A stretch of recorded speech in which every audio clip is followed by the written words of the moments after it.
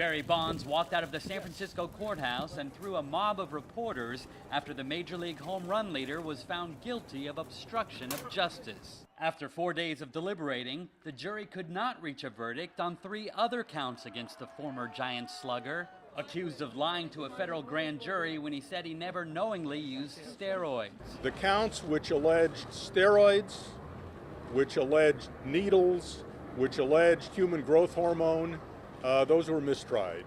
There was no conviction, no verdict, no finding adverse to Barry Bonds. The jury did decide that Bonds avoided answering key questions during his grand jury testimony, said this jury member who declined to give his full name. The whole grand jury testimony was a series of evasive and answers.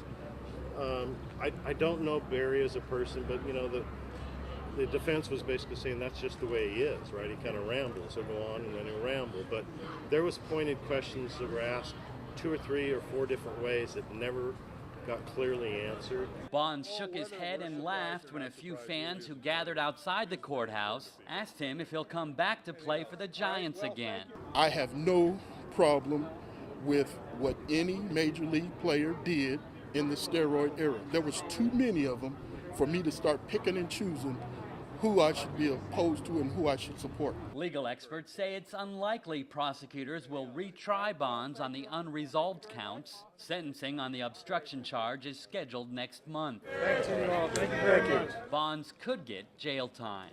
Haven Daley, Associated Press, San Francisco.